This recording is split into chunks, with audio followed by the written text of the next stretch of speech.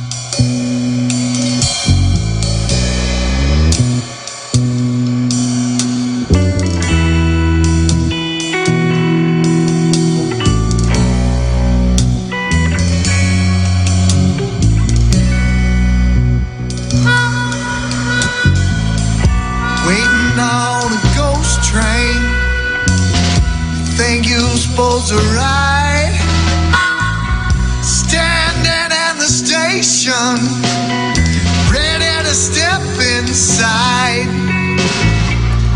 All you can see, something that you do, was red as the future was waiting for you.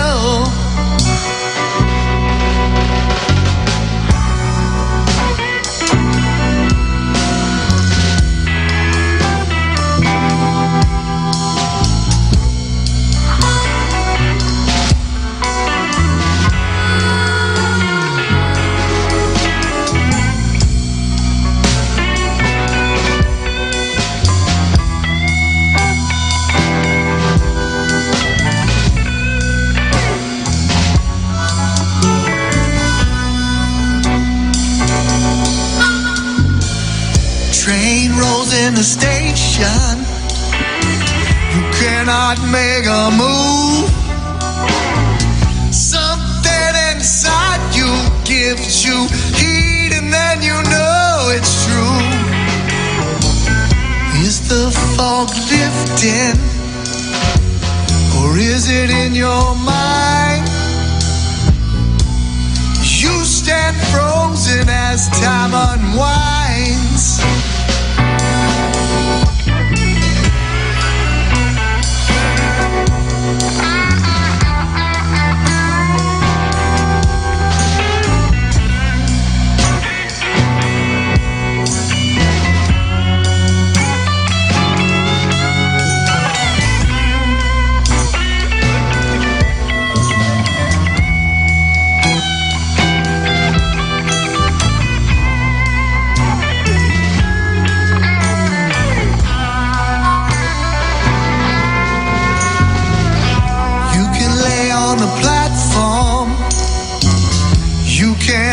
And moan, you can't reach your hand up and stop standing alone. Let them take your hand as you lift your face. Rise and take your place.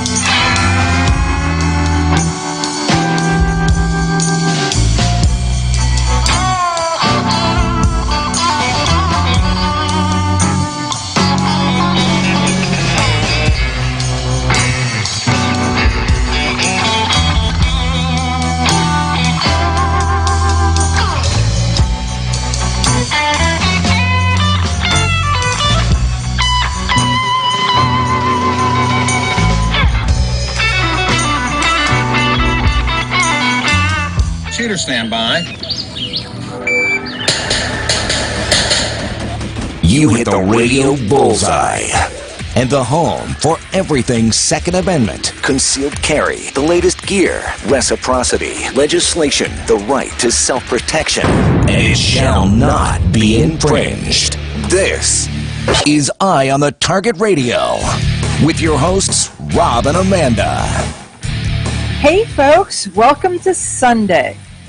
Well, it's been Sunday. It's been Sunday for a while today, but it just feels like it's just happening. I don't know. So there is that.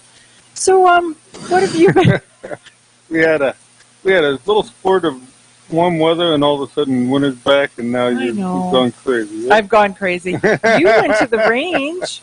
You got to, in the little spurt of warm weather, got to go to the range. First time I've been to the range since about November, so we got to jump around and shoot a little bit, and it was a lot of fun. So what gun did you take to the range? I have a new Sky DVG. I had been looking for one for a couple of years, and I finally was able to get my hands on one. And so I've been, I parked all the rest of my stuff, and I've just been shooting that thing exclusively. It actually, I mean, it's got its little rough edges. It should have, $12 worth of deburring would have made a big difference in the... So can you deburr it now? I probably can. I mean, it's I'll just shoot it and roll it around enough, it'll eventually deburr itself. But knock the edges off, knock the sharp things off of it. But are they the sharp things? The other Sky pistol with the double. Are they sharp on the outside stuff, or is it sharp on the inside stuff? The trigger is a little scritchy. I mean, it's a striker-fired gun, so they say it's got like a Glock trigger. Well, it may be like a Glock trigger, but it's not a Glock trigger. I got it. But for its price point, I mean, it's been very reliable. It's very comfortable. It's an easy shooting pistol. I mean, I was doing some point shooting drills out, I don't know, 15, 20 feet without any issue. And I can hit just as good as I can with my everyday gun. So it's an easy gun to use and run. The only thing I really have any issues with if I'm shooting fast is you have to be all the way off the trigger because it doesn't seem to want to reset at a normal spot every time. So, So sometimes you pull the trigger and there's nothing there, and you have to let off and hit it again. All on, all off. Got it. But I mean, for it's easy $200 cheaper than my other pistol without batting an eye. So you got to put up with a little bit of rough edges for the $200, I think. Okay, there you go. You know, and I wasn't really worried about the price point. When it first came out, I mean, I'd shot the Sky so much, and I hated the double action trigger. And I had, when this come out, I thought, well, this is going to really make a difference in this gun. So I ordered one from a bunch of different places, and none of them came in. Well, is it because then they were that popular, or they were just that slow in shipping? They were just that slow in getting them out the door, apparently. Because it was funny, every month my friends would be rubbing in my face that every gun magazine has a picture of this DVG in the back cover, the Blue Press, the NRA magazine, and all of them are showing that you can't get your hands on one. They were all showing the same one, right? I'm sure they were. They're not showing you extra ones. They're showing it was the original one they took for the press kit, and that was the interesting thing is, to me, you who can shoot pretty much any kind of a gun you want to shoot and have multiples, we'll just leave it at multiples, you have this propensity to pick up and test and try to shoot very bargain conscious price point guns. The normal people that I deal with are very price conscious, so I mean, and so by me being able to say that this gun is cheap and it works wonderfully, then why not be able to say that instead of just get off it and spend $1,000 and you'll be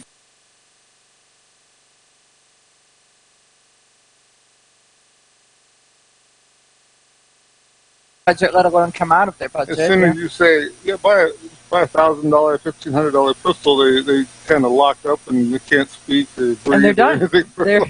They're done with the conversation. Done with the conversation with you. all of those I'm kinds only of getting things. one gun? Is that... Yeah, I'm only getting one for this? Why can I not Maybe have if more it was, than If one? it was like those old cowboy guns where they never ran out of bullets, then it'd be worth that kind of money. Right, but that's not, especially with the price of bullets right now. Right? That's the thing. This DVG has. It comes with two 10-shot magazines. It's actually a pretty comfortable gun. I'm happy with it. Mine's in a plain old drab black color instead of one of the neon greens or Or oranges some or fun blue or color, whatever. right? Yeah. Right. So, but whatever. Maybe later I'll paint it or something. Maybe you can get it in, get it out, get it through the local Cerakoter, or turn it. Maybe I'll get Chris Sereno to sell me a lime green frame or something. Yeah, maybe. Since he's gone to Tom Gresham's TV thing, is he still working? No idea. Has he? I don't know if he's expanded his horizons or switched them. Right.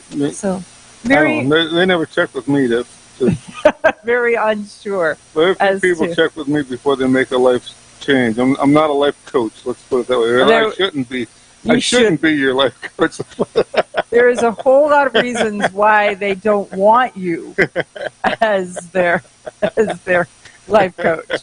We're just going to say there's a whole lot of reasons. So there's George Geller. He says he bought the Remington 22, bought it used and cheap, or used and inexpensive. So is there a Remington Model 22, or is it Remington 22? I don't know which model which model he's referring to. Does Remington have a Model 22? I don't think so. I think they had a 16 and a 24, but they were both Browning designs, and I think that. Yeah, so it's just that it's in 22 long rifle. Right. Yeah. And so it's always a question then, okay, you got something in 22 long rifle, so is it a rifle? Is it a revolver? Is it a pistol? When I was a kid, you used to be able to buy those old Remington. They made like 5.11, 5.10, 5.11, 5.12, depending on whether you want a single shot or a tube magazine or whatever. And you could buy them used for like $30 usually. And I've never seen a bad shooting one. I mean, still have a single shot, and if you're shooting shorts, it really makes no noise. It's amazingly accurate for what it is. But some of those old 22s, you can't beat them. I'm telling you, I want to pick up a couple 22 revolvers, because I've got 22 semi-autos to teach the women's classes with, but I don't have, I really just don't, I have to use your revolvers. I have a couple high standards I'll sell you. Got it. Well, thank you. Thanks for thinking of me. Thanks for thinking of me so very much. Just go there. I don't know. Well, I have to say that this week's ammo report out, the post office lady hates me. So it's funny. We go down there to get this, and it's a cardboard box, but it kind of puts you in the mind of like a rosin canvas bag that you can't pick up because it's slippery and ever moving. Well, so when you pick it up, it kind of just sags and rolls over, and you're kind of stuck with this blob of stuff. Well, so they use the bulk pack U.S. Post, and then they put it in that box, and then they tape it. And so then, as the box breaks down, then it becomes this taped cardboard ball. And then the post office lady puts it in like this plastic tote. The best part is when you open it up, it says, "Thank you, Robert, for your order," and it's got smiley faces and stars and all kinds of stuff. They're all so happy. I feel so good about it when I open that up. It's like getting a Christmas present, whatever time of year. There you go. But the post office lady is like, "I hate you, I hate you, I hate you." So, but the UPS man wasn't real happy with me, nor was the FedEx man, because let's just say that we not only ordered projectiles in a couple calibers, we ordered some ammo in a couple 3 calibers. So what was really funny was that FedEx, I come home and it's just sitting on the front porch. UPS sends me a note saying I have to have an adult and they have to sign for it. Well, buddy, I go to work. So if you're coming to my house... I don't have an extra adult just laying around. Right. I can park there on the front porch. I don't have a spare adult. So I have to then say...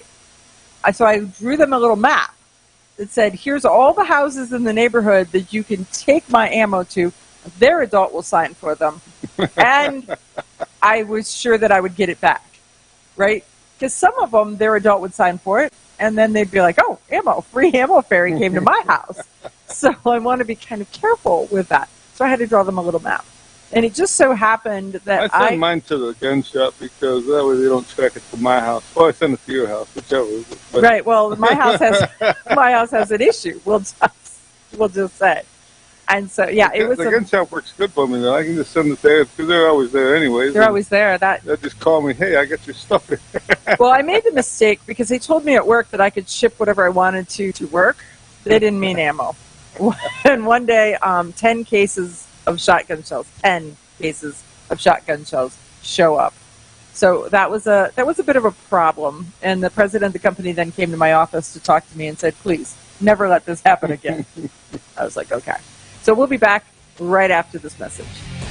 Okay, you ask yourself, who is this Realize Firearms Awareness Coalition, and what do they do?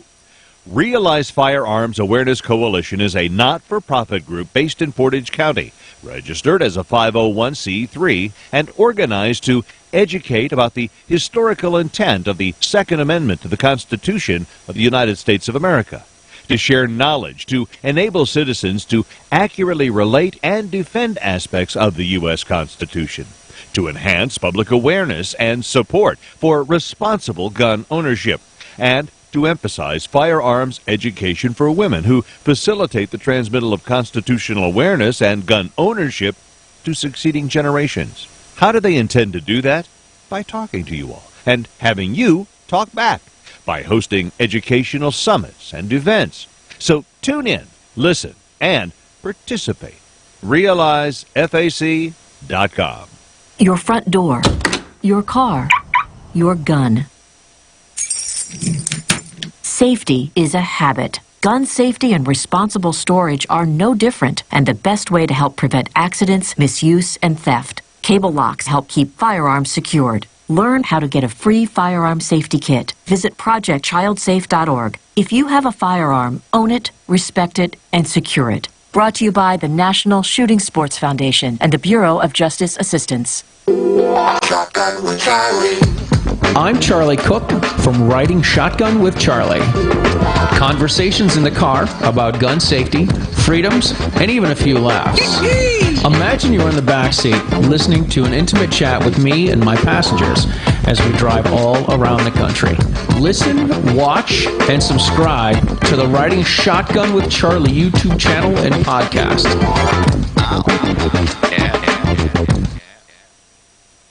Grab your friends and head to Georgia to train with the Complete Combatant. The Complete Combatant offers a unique approach to self-defense training, layering the first signs of danger, lethal versus non-lethal decisions, and even surviving the aftermath. They offer premier firearms training with a range master certified instructor and host the top minds in our industry.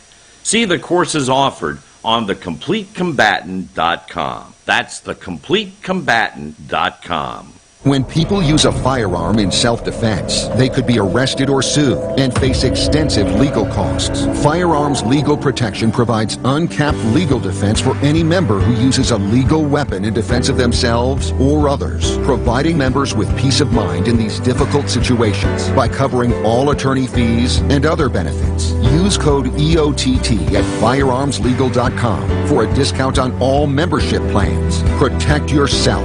We'll protect you. Ladies, ever wish you could find a brand that understood the difference between feminine and functional? A brand that didn't make you choose between looking good and looking tough. Check out offhandgear.com, a brand designed by a gun girl / mom that closed the gap to give you feminine, durable, functional gear. Offhandgear.com, the brand that gets you.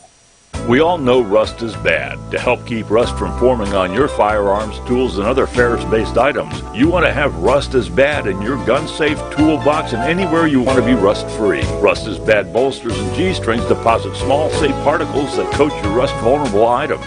Save your valuable items with Rust is Bad. Go to www.eyeonthetargetradio.com and follow the link for more information. That's www.eyeonthetargetradio.com for Rust is Bad.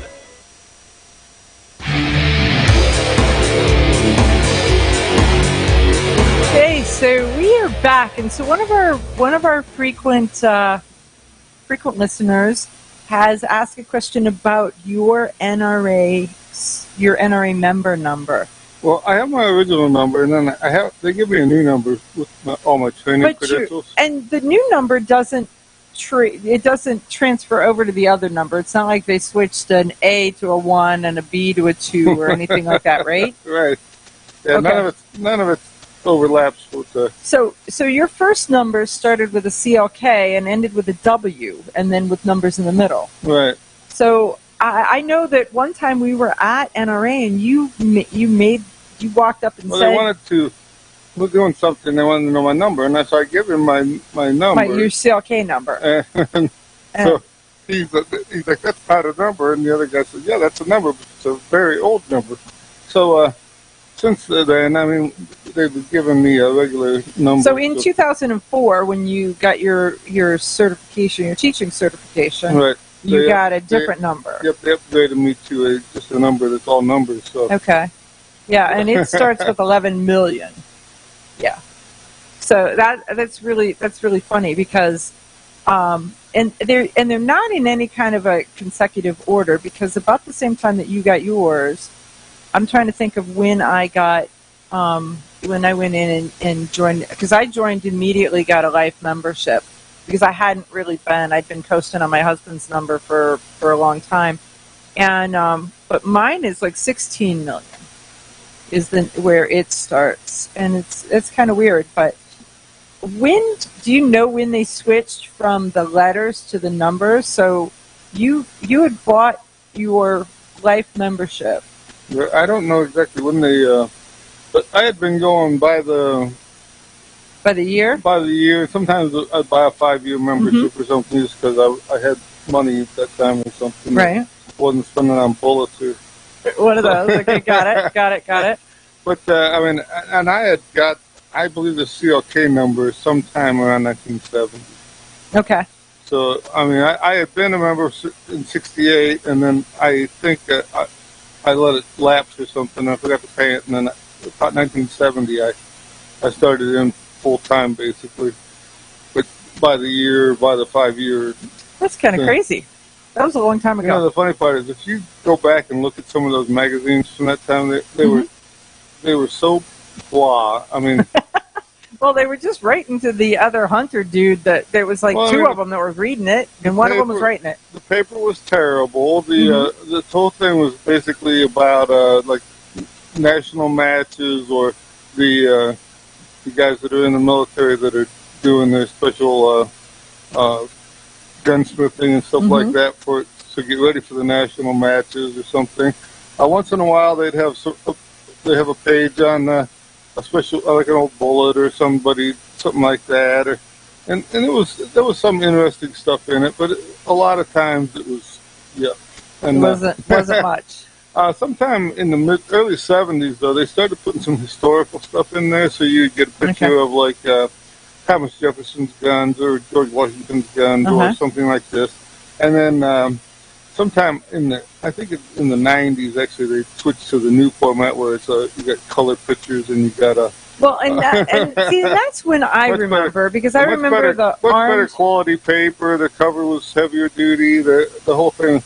And it was like they were trying to actually compete with the real gun magazines at that point. Well, remember when they first came out with the all women's magazine that kind of crashed and burnt? That must have been like in the 2005 I don't remember exactly era. When, but I know that it didn't go very long. Right, but that's the thing is that for a while I was getting I get the American Rifleman, and I love the back page where they show you like an old gun and tell you about it and approximately what it's valued at and stuff. But there was one that for a while that was tell you about political stuff and that. And now, see, and I always had to read The Armed Citizen. That was the thing that it was like it, but for the grace of God, kind of thing. And so always reading what they had to say. So it's sort of like the Rob Morris stories of today, Right. Were they lucky or were they prepared, Right, and a lot of that was just like a newspaper article somebody had sent them, and they went back and reprinted it so that you got to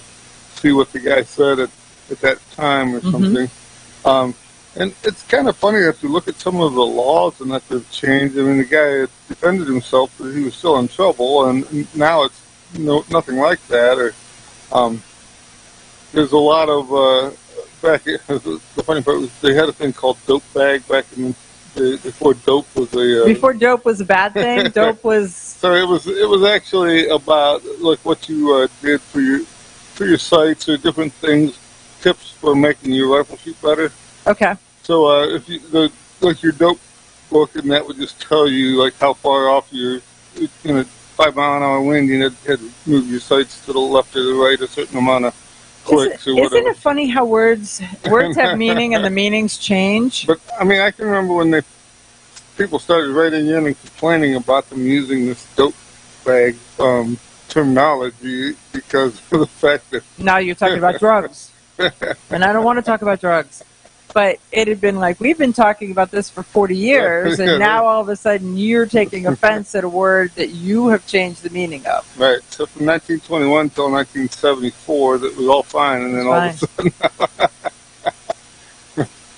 Okay, so one of our listeners is saying, if the NRA survives this New York court ordeal, and it will survive, we'll talk about that in a minute, how long do you think it'll be before they're back as a force of nature? SAF.org, and my state, Grassroots, North Carolina, is my go-to. So I agree with being a member of SAF.org. I'm a life member there. And the state organization, I'm also a member. And the NRA, I'm a life member. Actually, I don't know what they are. Benefactor, there's like 2 or 3 levels, and I'm in there. I mean, if you guys are long-time NRA members, you'll remember the Neil Knox faction. You'll remember some of the other different things that were going on. They've had some arguments internal over the years. Right now, the Wayne LaPierre thing seems to be the biggest stumbling block, but sticking someone's craw there. The concern was, would the judge or could the judge allow them to disband the NRA? And the judge said no, he will not. That is not. But it didn't say that they can't split some of it off into different things. I mean, they can't just knock it apart and give it away to the not-for-profits that they had talked about. But they can make it so that they may make changes. They may change the board. They may change different things, but they are not going to. They cannot disassemble or disband it.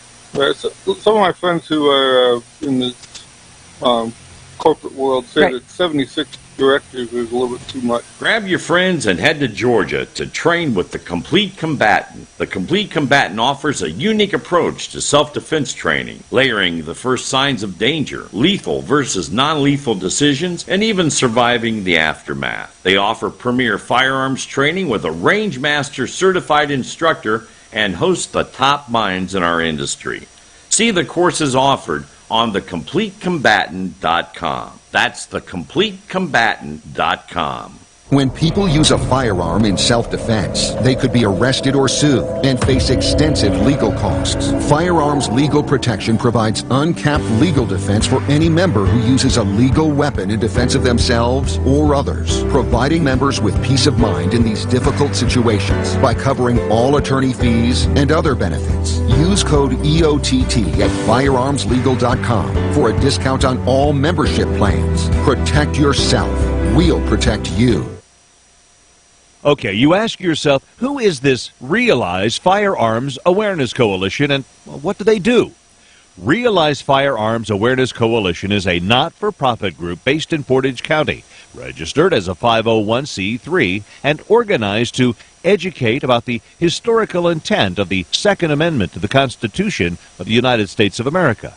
to share knowledge, to enable citizens to accurately relate and defend aspects of the U.S. Constitution, to enhance public awareness and support for responsible gun ownership, and to emphasize firearms education for women who facilitate the transmittal of constitutional awareness and gun ownership to succeeding generations. How do they intend to do that? By talking to you all and having you talk back, by hosting educational summits and events. So tune in, listen, and participate. RealizeFAC.com. This is Cheryl Todd of Gun Freedom Radio, and I am proud to join Amanda Suffolcool and all the 50 women, one from each state, in our grassroots efforts to protect the Second Amendment as delegates of the DC Project. Grassroots organizations like the DC Project run on donations, so please consider donating to our GoFundMe/DC Project to keep the promise of freedom alive. Shotgun with Charlie. I'm Charlie Cook from Riding Shotgun with Charlie. Conversations in the car about gun safety, freedoms, and even a few laughs. Imagine you're in the back seat listening to an intimate chat with me and my passengers as we drive all around the country. Listen, watch, and subscribe to the Riding Shotgun with Charlie YouTube channel and podcast. Ladies, ever wish you could find a brand that understood the difference between feminine and functional? A brand that didn't make you choose between looking good and looking tough. Check out offhandgear.com, a brand designed by a gun girl/mom that closed the gap to give you feminine, durable, functional gear. Offhandgear.com, the brand that gets you.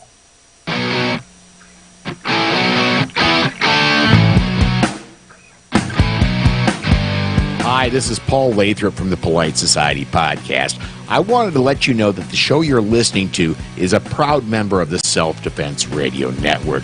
You can check out all the shows on the network by going to selfdefenseradio.net or tune in for more on Self-Defense Mondays on Karma Radio, krmaradio.com.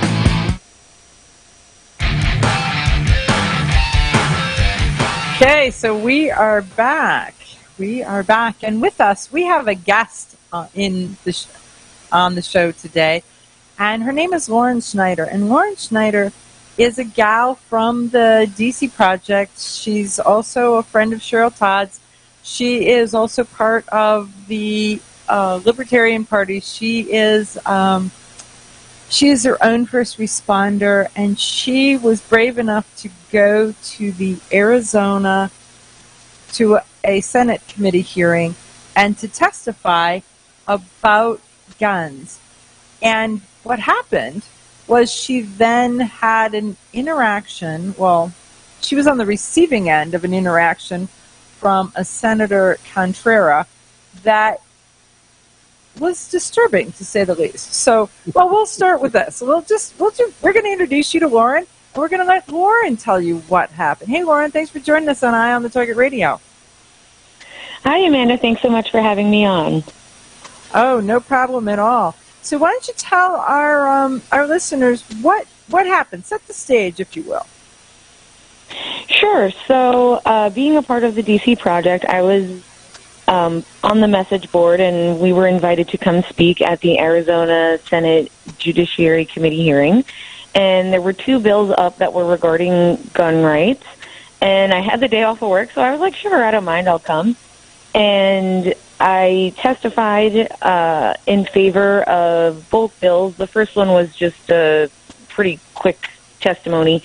And the second one was deeply personal for me because it was regarding something that I had actually experienced before. And the bill, which was HB 2316, would expand the amount of places that people with their concealed carry would be able to legally carry their firearm without any repercussions, so like public buildings, public events, and whatnot.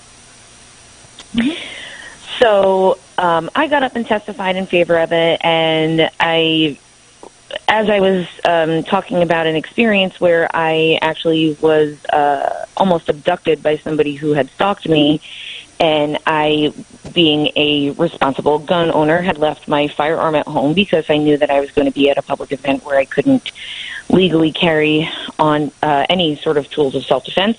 And, you know, I was attacked. And I also talked about having been attacked in the past, and just to kind of drive the point home that somebody else had testified that people who have been victims of domestic violence, certain types of abuse, shouldn't have to be around firearms.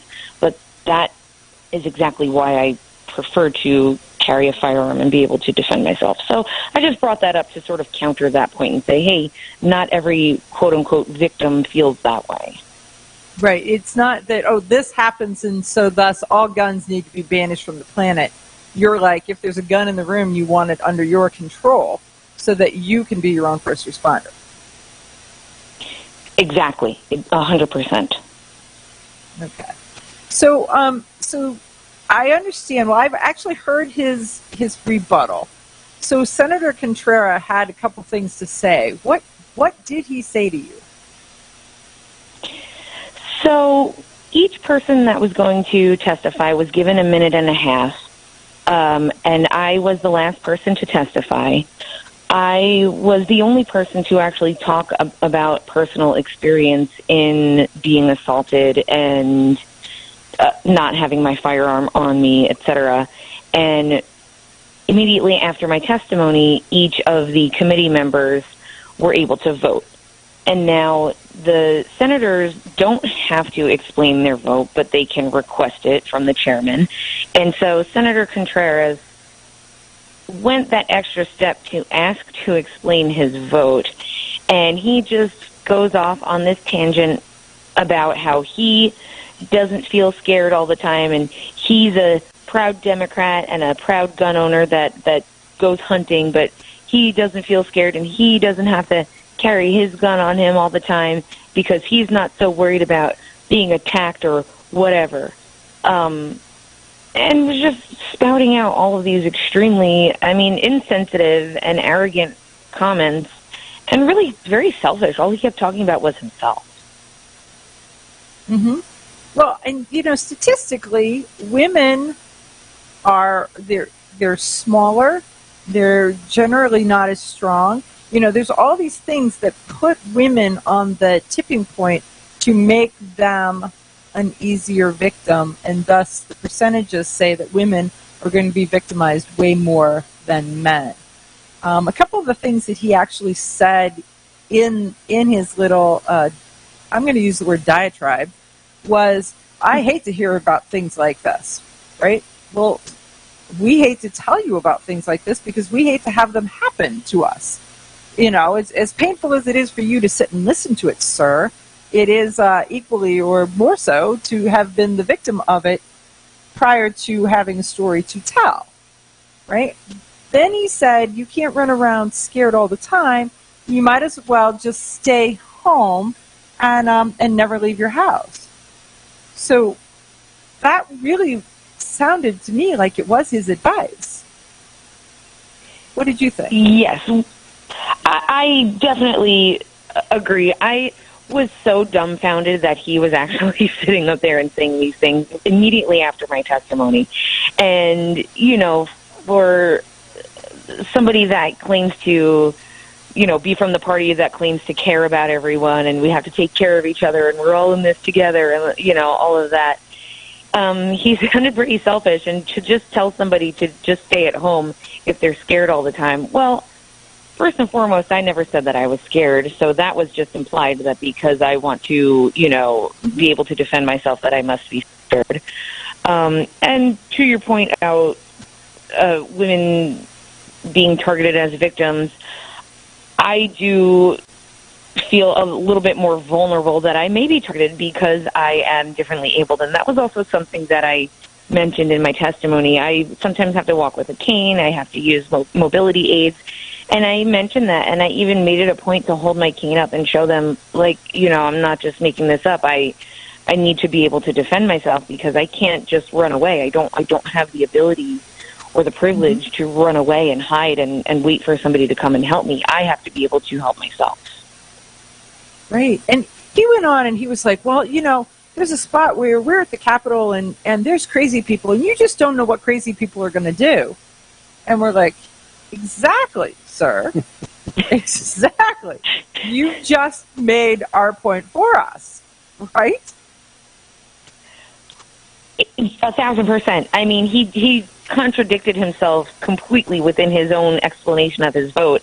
And by ending it on that note of, you just never know who's out there and who's losing their minds. Well, precisely, yes. And that's kind of what I just testified to. I mean, you got to laugh or you'll cry at this point. There is a lot of that. And, and he also, because I'd made some notes because the stuff, I mean, in addition to, and I'm not sure if he was talking about you or all the testimony in general, where he was going on about radical gun nuttery.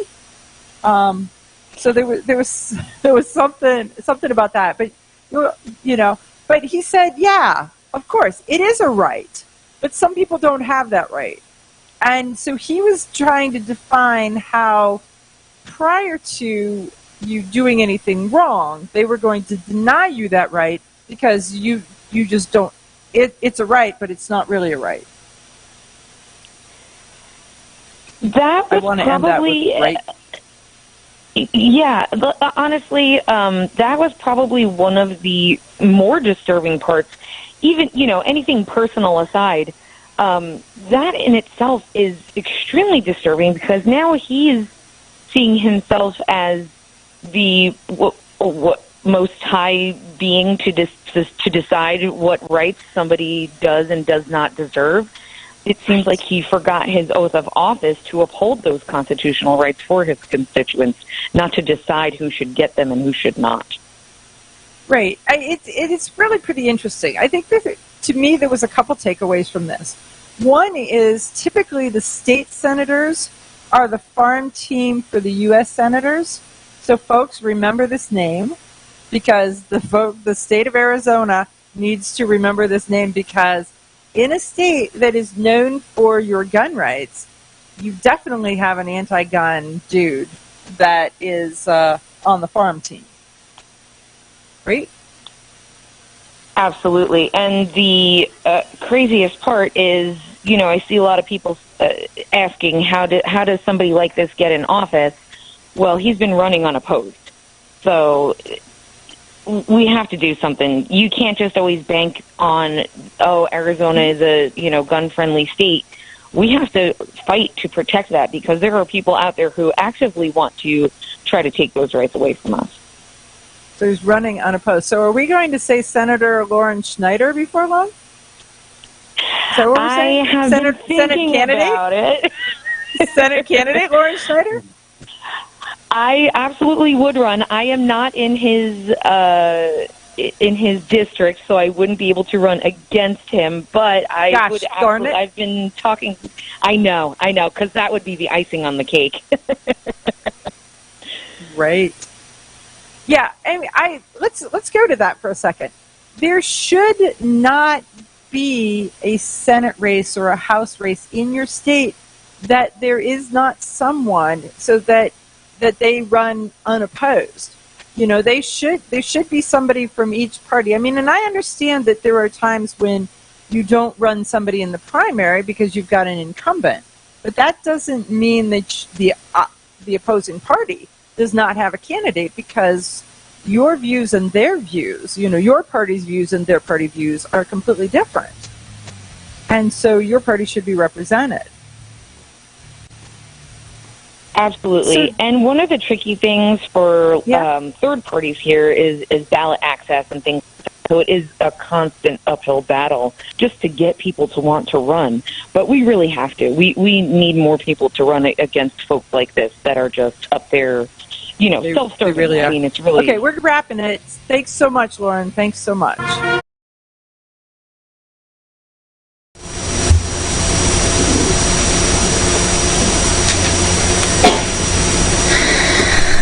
Hello, Lauren Snyder, Second Vice Chair, Arizona Libertarian Party, Chairman and committee members. I am speaking in favor of House Bill 2316. I have had my concealed carry permit for the last 10 years. The reason that I got my concealed carry is because I've been a victim of sexual assault. I've been a victim of random assault. I've been a victim of domestic abuse. And I refuse to be a victim again. I don't carry because I want to harm others. I carry because I don't want to be harmed. My right to defend myself shouldn't change simply because of my physical location. The last time that I was assaulted, I was in a public space, not allowed to carry my weapon. I was stalked by somebody, and he attempted to abduct me and tried to drag me to his vehicle.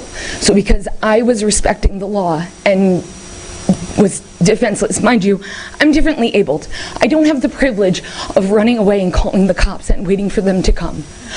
I have to defend myself. 30 seconds. And I yield the remainder of my time. Thank you for your testimony. Thank you. Members, any questions? Okay. Mr. Chair, I've said it many times that I'm a gun owner, I'm a hunter, and I'm a proud Democrat. I don't need to carry my gun on me at all times to feel safe. I don't. I don't walk around, run around, and drive around worried about somebody's going to shoot me, or somebody's going to hurt me, or somebody's going to do whatever. Why even walk around at that point? Stay home, behind closed doors. I'm not going to worry. You can't be worrying about things all the time. I have enough to worry about being in these chambers. I mean, I hate to keep hearing about all this stuff. I mean, I understand that there's things that happen out in life. Man, you can sit there and stare at me all you want. I'm not talking about you. I'm talking about things in general. And I do have daughters, and I do have a wife, and I do have a mother. There's a lot of things that happen in this world. But you can't run around scared all the time. I will say this. People talk about how being safe, I don't feel that a room full of people, everyone with a gun, is going to make me feel safer. It's not going to make me feel safer, because people in this world are pretty crazy. They're pretty crazy out there. And you just don't know which one's losing their mind and which one's not. And some of them do come through these doors in these buildings. So, I mean, I do understand that, yeah, it is a right that we have. But some people just don't have that right. And some people just shouldn't have that right. And with that, I vote no.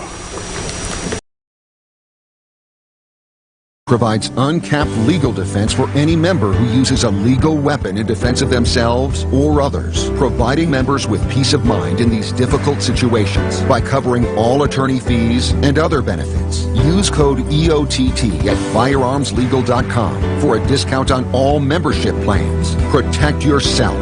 We'll protect you.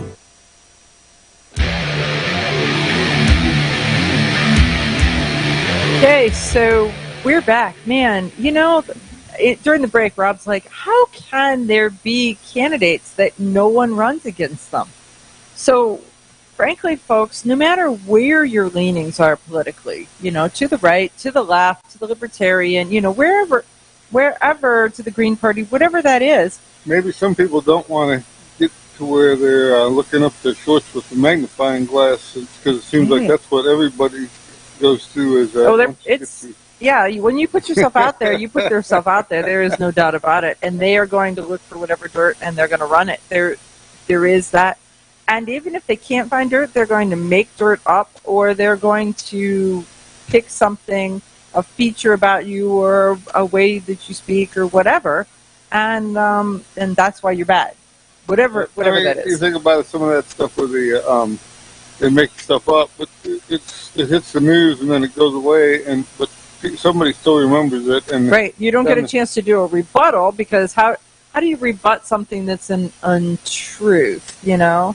That was one thing with Rush Limbaugh always says people would say something about him, and if he gave it credence and said something about it being true or untrue, that just made it that much worse, no matter what it was. So by him ignoring it altogether, it was less likely that people were going to hear about it. That anybody would even hear it. Well, you know, so there is all of that, but we really do need people to get involved in the political process. So not if you have beliefs, because everybody does, but if your beliefs are not being supported in the political structure, get involved. You know, reach out to the party that you most align with and get involved. And it isn't that you got to plan on spending the next 70 years there. Just if you're there for one term and then you find somebody to fill your spot, that gives you a chance to hold that seat while you're finding a suitable candidate to carry on. Right, but don't ever let the opposing party run against no one. You know, that's not how this works. That's not how any of this works. Yeah, that's how they'll have me running for something, huh? Oh, that'd be what? I mean, can you just see it, Rob, dude, with his bumper sticker that just says what? It'd be like running Larry the Cable Guy. I cannot even imagine having you as a politician. We'd get her done, that's for sure. It would be bad. It would be so bad, because if I'm not sitting beside you saying, you can't say that, I don't know who would be your muffler. I'd be like Davy Crockett. They'd have to find a spot to set my musket while I come in there. Yeah, I believe that there's room for everybody. I don't think everybody but you. Most people don't even realize Davy Crockett was a congressman, do they? They probably don't. They probably don't realize that he was a congressman. They didn't like him either. There you go. He's going to run on the Davy Crockett ticket. But look in politics. Look at some of the odd career paths that diverted into politics. I mean, so Jesse Ventura, Ronald Reagan, right? Gopher from the Love Boat was a congressman. I mean, well, the big thing is if you look at it though, that it's name recognition. If you got the name recognition, then the crowd knows who you are. If you're just coming in, I know, but do you want to be Congressman Gopher? But because people know who he was, that saves him how many millions of dollars trying to educate the crowd. Well, there's that. You go in there as Congressman Bill Smith. Nobody knows who Bill Smith is, and founding member of the Davy Crockett Party. There you go. I can see this. Can you just see Rob's political aspirations as? Yeah, at least you have a theme song, right? There you go. But Theodore Roosevelt made it on the Bull Moose, so I can't see why the Davy Crockett Party couldn't make it. King of the Wild Frontier. I'm just saying. Okay, so now everybody who's singing the Davy Crockett song, Davy Crockett, King of the Wild Frontier, you all know where I'm coming from right there. Just say it. So I understand that your platform there, sir, would be the Second Amendment platform, guns for everyone. He killed him right? a bear when he was only 3. There.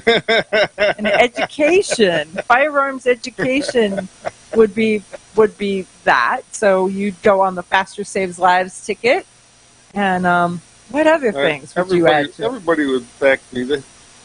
Everybody would love you. They would just love to have, Not just chicks no more. Everybody would love me. Congressman Rob.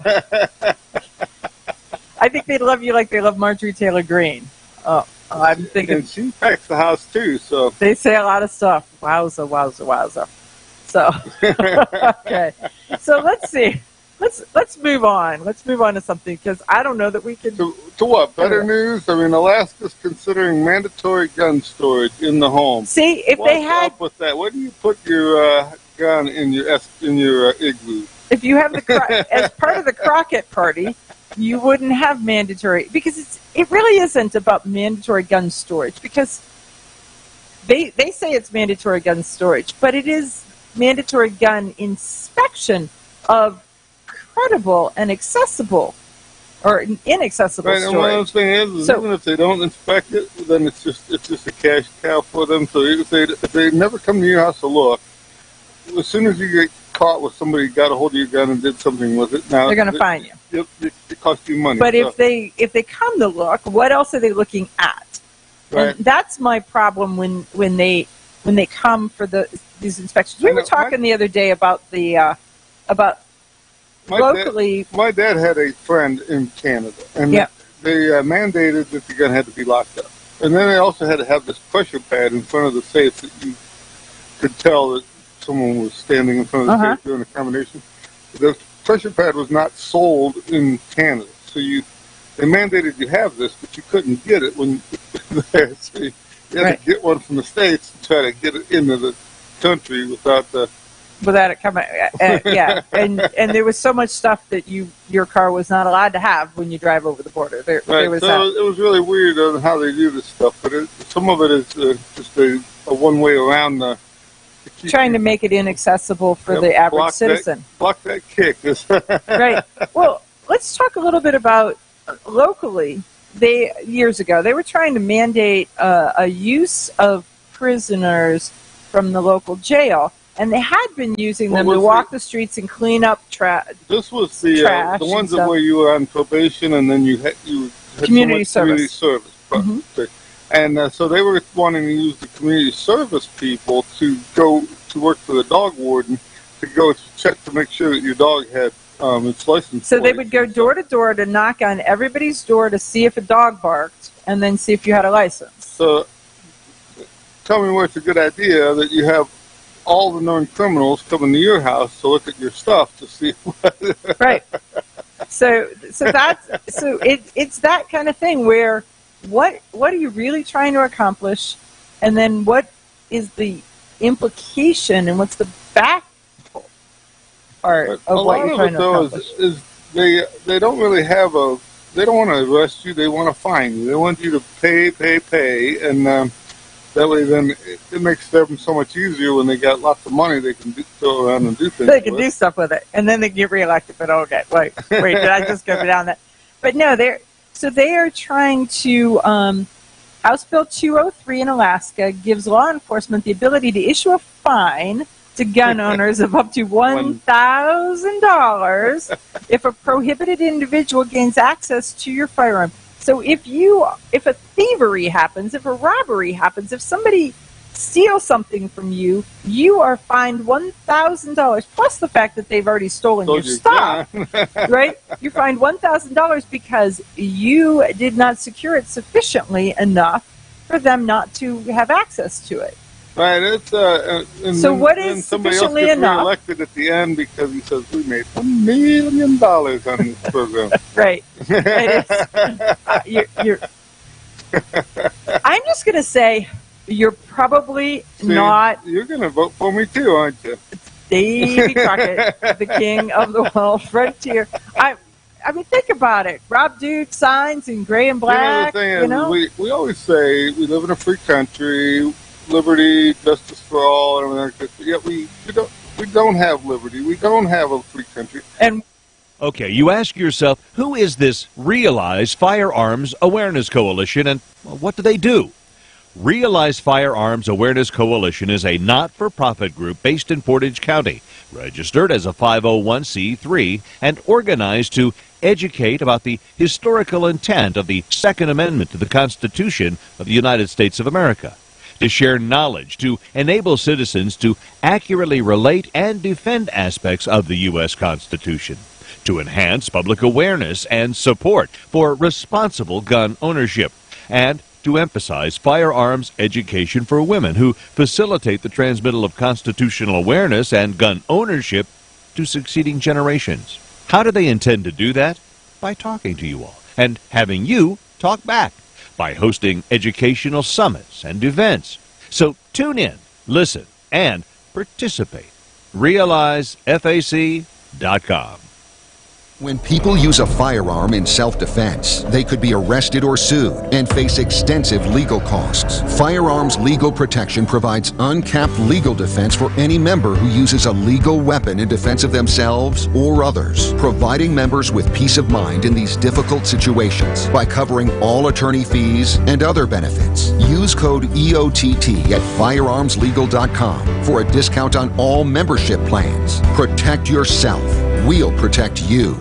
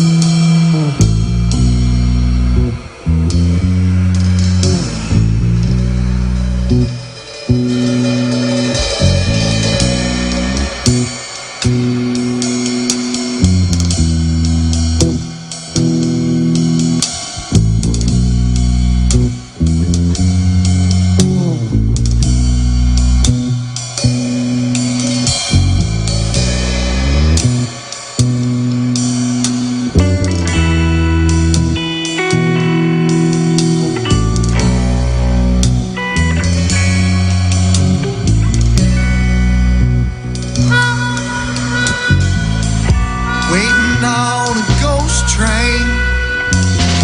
Think you're supposed to ride. Standing in the station, ready to step inside. All you can see, something that you do, was red as the future was waiting for you.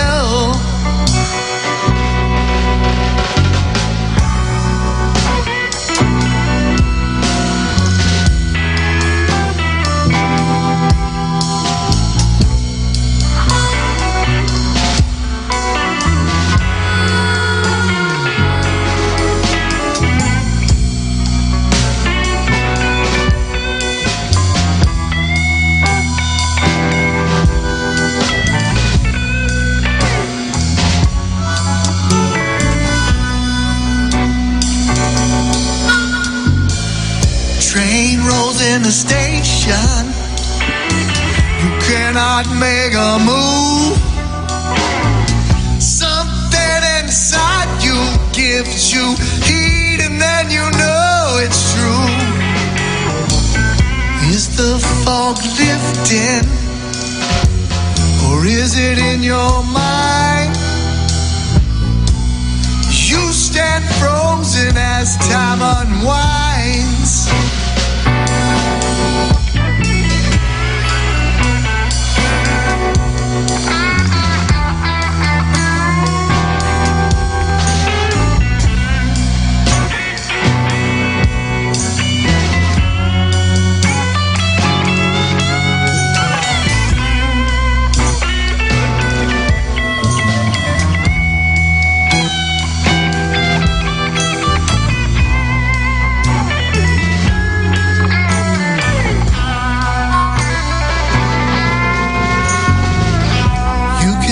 On the platform, you can weep and moan, or you can reach your hand up and stop standing alone.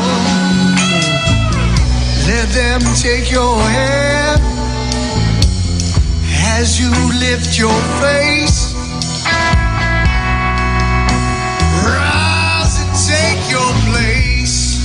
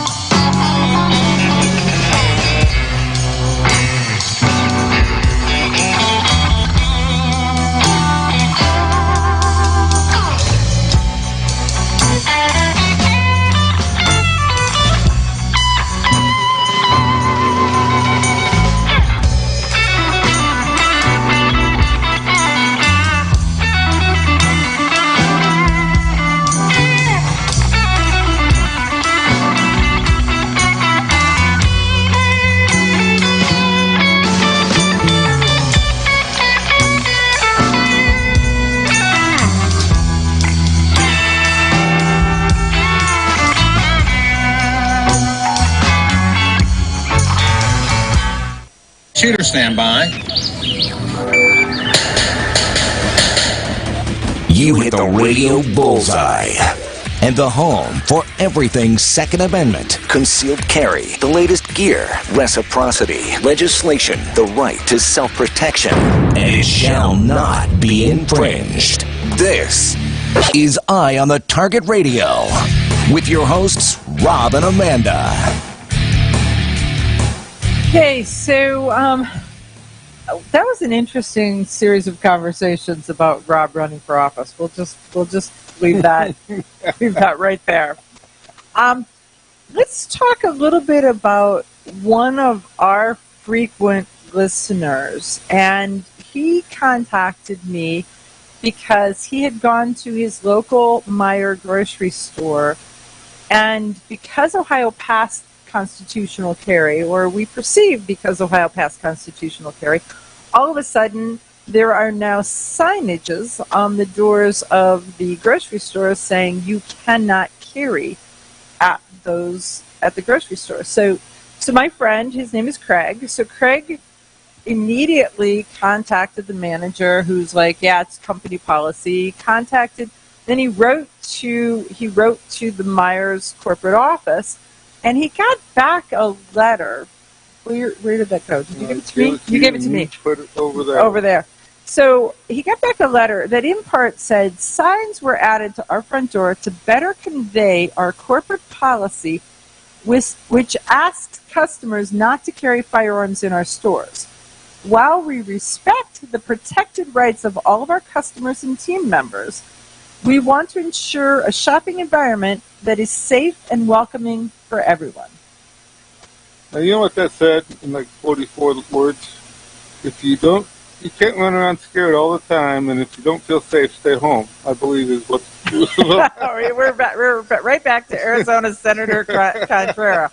So it sort of is, but it's that we want to ensure a shopping environment that is safe and welcoming for everyone. Okay, so I have a question, and that question is, what do they make that sign out of that makes it so it can ensure that it is safe and welcoming once you pass that sign? It looks like it's plastic, but it's got to be like kryptonite or something. It's got to be, because it's got to stop the bad guy from getting his gun in. The same material as the bracelets on Wonder Woman. Wonder Woman, right? Maybe, and that it stops all guns at the door. Well, I being the person that I am, immediately went to the Google, and I started to ask it. I said, "Hey, Google, tell me about the crimes that have happened in Meijer's grocery stores that involved guns and knives and dead people and, just general stuff like that." And man, oh man, did there come up with a list. There are people multiple stabbings. There was one dude who stabbed a couple different people that he didn't know in the store. There are clerks who have gotten killed. There's a deli guy who's gotten killed. So there is somebody who got locked in their car and then started on fire in their parking lot. So no gun sign's not going to help that guy in the parking lot there. We're back to ensuring a shopping environment that is safe and welcoming for everybody. My sarcasm is oozing. I say, go back to the old grocery store you used to go to before Meijer's moved in the neighborhood a couple years back, and you'll be much happier with yourself. Well, I think so, but I also think that before you do that, you need to then have a conversation with the Meijer's corporate headquarters to tell them why you and your ever-increasing grocery shopping dollar, because man, oh man, you're spending a boatload, why it is, it's not... Will your letter include the word "up yours" as part of it? I mean, I actually ended my letter with, "I am my own first responder, thus I'm not depending on your safe and welcoming sign." So I didn't say "up yours" or "forget about it" or "skedaddle-daddle" or any of those things that you could have said. I was very professional, though I did cite a couple of the crimes, and then I put some out there. So I know that a couple people have attached links so that just in case the president and CEO Rick Keys. You know, I'm old and hard-headed, so it's like I see this stuff, and I just want to go back. And I would have just seen the sign and turned around and went back to the car anyhow, because there's no. Oh no! Oh no! No, this. I'm not one of these to write them a letter and complain about it because it's their stuff. So it's like this is the Boston Market meatloaf dilemma all over again. If they want to keep all those groceries for themselves, that's fine with me. I'll go someplace else. Remember that one commercial in the 1970s that said, "And they told two friends, and they told two friends, and they told two friends." I would go home and tell my friends, "Don't go there because they're a-holes." I'm telling my friends, and then I'm telling all y'all to tell your friends. But I think that it would do Mr. Rick Keys a service if you would let him know how misguided and wrongheaded that he and their corporate safety policy is. He may revise his plan and. Well, remember the meatloaf? They revised the meatloaf plan. But nothing else, they may hire Barney Fife for the front door or something. With one bullet, Barney? there you go. Yeah. That would. I'm not sure that one bullet Barney is going to make me have a shopping environment that is safe and welcoming either. It'd be better than if Barney was up on a pedestal with a 240G or something. It covered the whole store. that would be pretty awesome. That would be wow. Can you imagine the Myers Company car at that point? It would have tracks, right? And their license plate would say "Ma Deuce," right? I mean, because that would all fit, right? It wouldn't be too long or anything like that. I'm just saying that Mr. Rick Keys needs to know this stuff, and so it's really easy to look it up. The Myers corporate office is in Grand Rapids, Michigan, and we'll post on my Facebook page if you guys are following. It's on there that you can get to the address to write them a letter. You can get to the phone number to call them. And, oh, by the way, they have a Facebook page. You can just instant message right there. Just don't use any four-letter words that are not acceptable to a kindergarten class. Let's just say, okay? Up yours fits. Up yours fits, right? You're just not allowed to call them Frankfurters or any other word like that. We'll just say that, even though they sell Oscar Mayer hot dogs, we're not going down that path. But you just have to be professional and friendly. And if you then want to end with ta-da. Yeah, I'm all about turning my back, walking to my car, and telling all my friends and letting them go out of business on their own. I did you are your own first so much responder. They can hide in their basement with Joe Biden. When I get a chance, then I'm going. When I get a chance, I'm going on Twitter too, because I understand that some of the big corporate offices really care if you trash them on Twitter. They really, really care. I learned that if you want to get the attention of an airline, you post it there, and they will instant message you right back on Twitter because they do not want that out there. They'll be like, "How may I be of service?" So we're going to give Myers an opportunity for that. Let's just say I got a refund from American Airlines by the "How may I be of service?" because the little twits. But yeah, I don't know. But anyhow, get involved. When you see something like that, don't just quietly take it. Let them know that they are providing. Vote David Crockett Party. Vote David Crockett Party. They are providing a service that they want you to come and trade them your hard-earned dollars for their product. And if you don't feel safe and secure and happy there, because it's all about feelings, feelings. If you don't feel all safe and secure and happy there, then guess what? You're not taking your happy little dollars there to trade. You can buy that stuff any place, so keep that in mind. So go someplace else, but let them know why you're going someplace else. Just because. It makes their day when they get out. Remember that one Santa Claus movie where they had to try to decide if he was Santa Claus or not, and the post office brought all the letters? Yep. That's what I want to visualize. Miracle on 34th Street. Okay, that's what I want to visualize, is that Mr. Rick Keys, the post office man, starts to hate him, right? And that all y'all spend your $57, what's the stamp cost now? 55 cents, 57 cents, whatever that You is. should have bought more of those Forever stamps back in the day when they were 20 cents or whatever. I don't know. Mine still say Forever, so I don't know what they cost. It was here. We'll just trade you money for whatever that is. But I'm going to find out soon because I got to go back and buy more. But just write to them, call them, email them. You can use a stamp. You don't have to use a stamp. You can Facebook message them because they have a Facebook page. But let them know that you are your own first responder and that you care. And I think that's the issue. Because when we don't say anything, we're just quietly taking it, and we're not going to take it anymore. Straight party ticket, Davy Crockett party. There you go. I've got a gun rack with glass, with a break glass and an emergency sign stuck to the front of it, right? That'll be it. We'll be back right after this.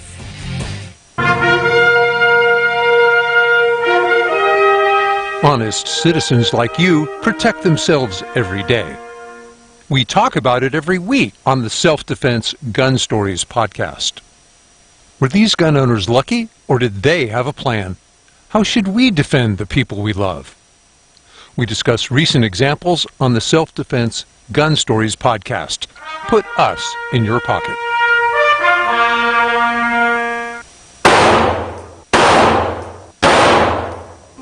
Hi, I'm Janelle Westrom, owner of Davenport Guns and Davenport Shooting Club. At Davenport Guns, we do so much more than sell firearms. We advocate for increased personal safety and security, not just for you, but your whole family and community. Go to DavenportGuns.com to see our online inventory and browse videos, articles, and things we just find entertaining. Sign up for our newsletter to learn more. Your front door, your car, your gun. Safety is a habit. Gun safety and responsible storage are no different, and the best way to help prevent accidents, misuse, and theft. Cable locks help keep firearms secured. Learn how to get a free firearm safety kit. Visit projectchildsafe.org. If you have a firearm, own it, respect it, and secure it. Brought to you by the National Shooting Sports Foundation and the Bureau of Justice Assistance.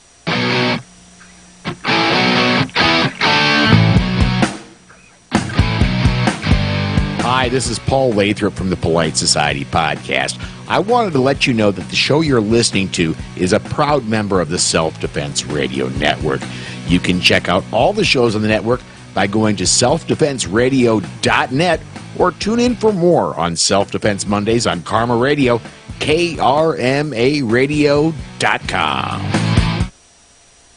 This is Cheryl Todd of Gun Freedom Radio, and I am proud to join Amanda Suffolk and all the 50 women, one from each state, in our grassroots efforts to protect the Second Amendment as delegates of the DC Project.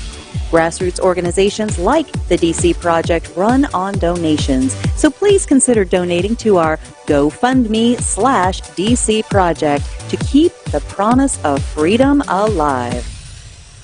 When people use a firearm in self-defense, they could be arrested or sued and face extensive legal costs. Firearms Legal Protection provides uncapped legal defense for any member who uses a legal weapon in defense of themselves or others, providing members with peace of mind in these difficult situations by covering all attorney fees and other benefits. Use code EOTT at firearmslegal.com for a discount on all membership plans. Protect yourself. We'll protect you. Ladies, ever wish you could find a brand that understood the difference between feminine and functional? A brand that didn't make you choose between looking good and looking tough. Check out offhandgear.com, a brand designed by a gun girl/mom that closed the gap to give you feminine, durable, functional gear. Offhandgear.com, the brand that gets you. We all know rust is bad. To help keep rust from forming on your firearms, tools, and other ferrous-based items, you want to have Rust is Bad in your gun-safe toolbox and anywhere you want to be rust-free. Rust is Bad bolsters and G-strings deposit small, safe particles that coat your rust-vulnerable items. Save your valuable items with Rust is Bad. Go to www.eyeonthetargetradio.com and follow the link for more information. That's www.eyeonthetargetradio.com for Rust is Bad.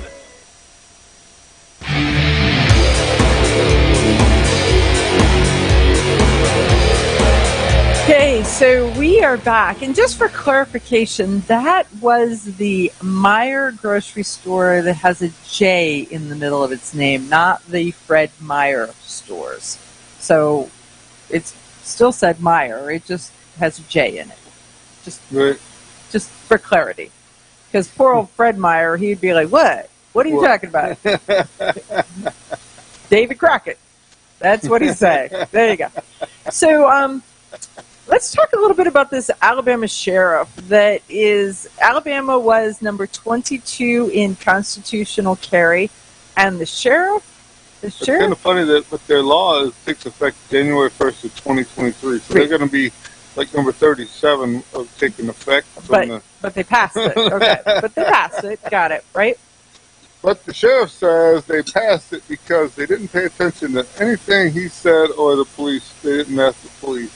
And he says that it's a shame because his officers wouldn't have been able to make any arrests after there was a shooting at a vigil held for 2 recent murder victims because they just went through the crowd to see who had a gun and arrested all of them. Well, okay, so there you go. So you talk about rights, just anybody that had a concealed carry, off to jail you go. There you go. You don't actually have to be guilty. Well, my mom used to say that, you're as guilty as the guys you hang around with. So be careful who you pick as your friends, right? And is that where the sheriff is going? So anybody who had permitless carry already been active last weekend, then they would have been no arrests, no seizures of guns, and no way of knowing whether or not those guns were stolen or used in other crimes. Okay. Right? So he wants to be the all-encompassing. We want to do the cattle call. We're going to scoop them all up. We're going to sort them out. We're going to inspect everything, and then we're going to let you go. Is that what he's saying? Right, and that's the thing is he wants to be able to have this wide swath of. I've got a big net. I'm going to scoop you all up in, and then figure out who actually broke the law at that point. Isn't that funny? Because it's the part where they want your money. Well, I think I've heard that money thing. Before. But isn't that this whole thing about innocent until proven guilty? That's the old days. We don't do that no more. We don't do that. Okay, because this seems to be, you walk like a duck, you talk like a duck, you're going to quack like a duck. Everybody's guilty of something. Something. We have to figure it out. Right? Everybody's guilty of something. Yeah. So that would be why you don't need the David Crockett party. This is why you don't want the government sending somebody to your house to inspect to see if your guns are stored sufficiently, because it's not really about. And I'm here to help. It's not really about your guns. It may be about something else. Maybe you have too many cars or pocketbook. That's what it's about. We're back to that. How can we help ourselves? How much money do you have? I want it. Right? Is that what we're back to? Is how much money and we want? Who knows? Maybe they get to your house and find out you're a hoarder and you just bought like 10,000 cigarette lighters from the QVC. Right. And Wish. Now when they get there, they realize that you don't have the hazmat stickers on your house anymore for the. Oh, there you go. Because you thought that you were buying a case, and instead you bought. Now is coming to your house because you are a menace to the neighborhood. Right. Well, there is the largest butane deposit in the States. And so if it arrived before the postal inspector called and had a conversation with you, because you know how they can be. You can see that where we're kind of making fun of this, but it's true. It can happen, and it does happen. And how many times? I mean, the ATF is famous for they come to your house and shoot your dog first thing. then they decide if you broke the law after that. So. Right, and what did Fido do? He didn't do anything, but he was there. So, yeah. And you can't use your gun to defend your dog because your dog is property, not family. Not family. Even though your dog hugs you like he's family. Right? And he gets something when you go out to eat or whatever else is going on. I mean, yeah. But there's all that. Just so you know, that's kind of how that is. And then when they change the rules, and then you're guilty because they changed the rules. So let's just lead right to. I'm just going to say. You want to go to from this scaremongering sheriff to the. Well, I wanted to pass by a local Ohio sheriff at the same time in this conversation, and then we're going to work right over to the ATF. Okay. So what happened was Ohio passed constitutional carry, and I had a conversation with somebody who works at a sheriff's department, and they had a case of the crank about it too, but in a completely different manner. And it was, how are we going to fund our training? Because they no longer fund training on states that have concealed carry. They no longer fund police training with that. They were like, well, you've got an income coming in with concealed carry licenses, so make it a profit center and use that. No, I don't think that constitutional carry is going to do away with the license. Yeah, but it's probably going to reduce it by about 40%. Well, and when it eventually, if it goes to nationwide constitutional carry, then it will. But it's kind of right now. There's still a lot of people who travel and want to have that. But it's going to diminish their training budget. So they had a problem with that, and so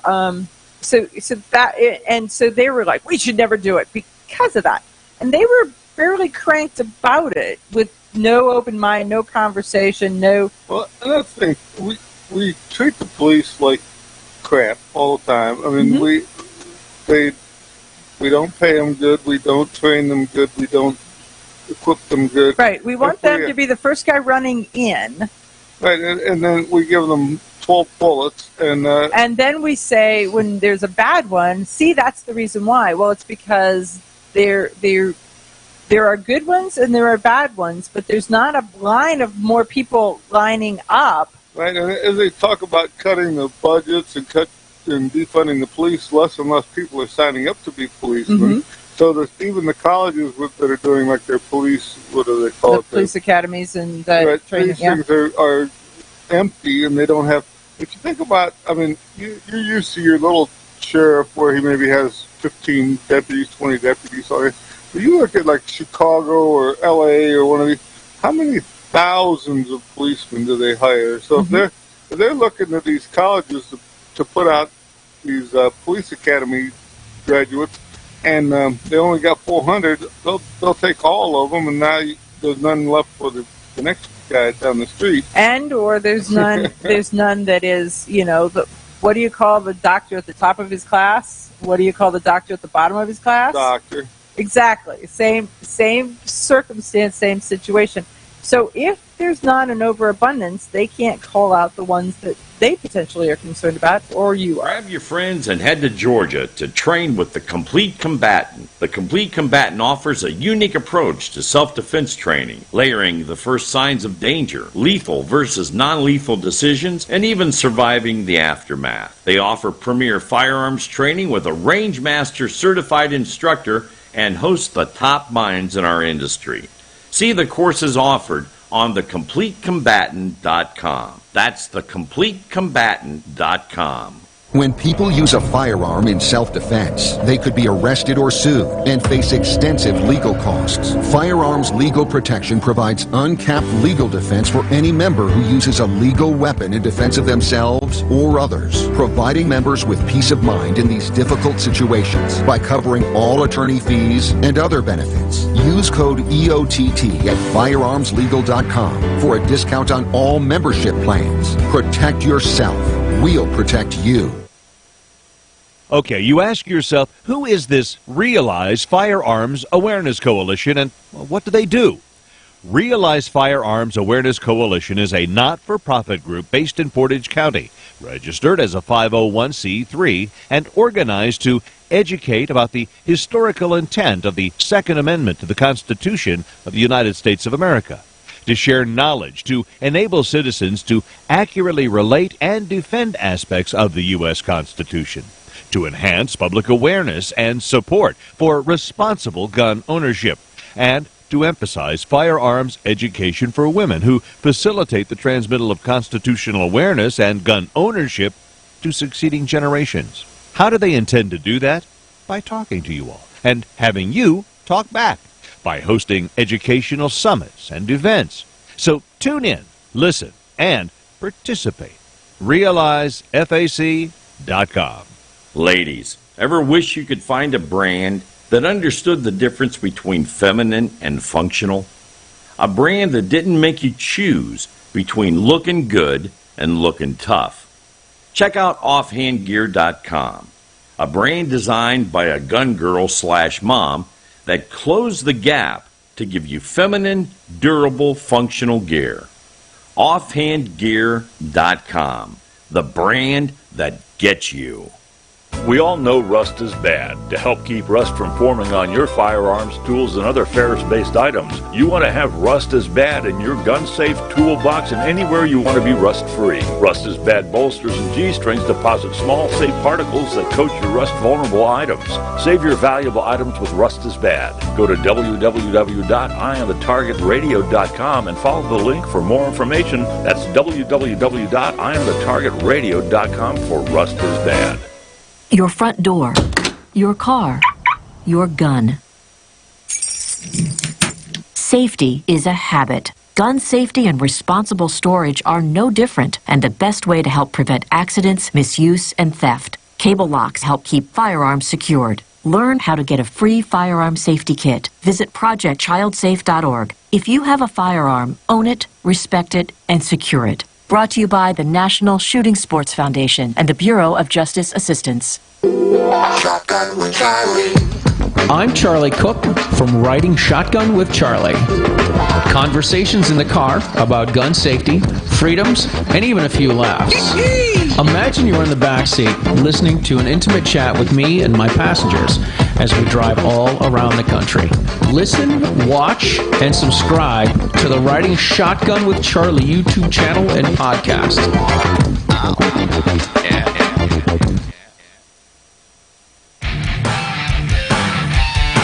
Okay, so we are back talking so many different things on Second Amendment guns and just crazy stuff today. Absolutely crazy stuff.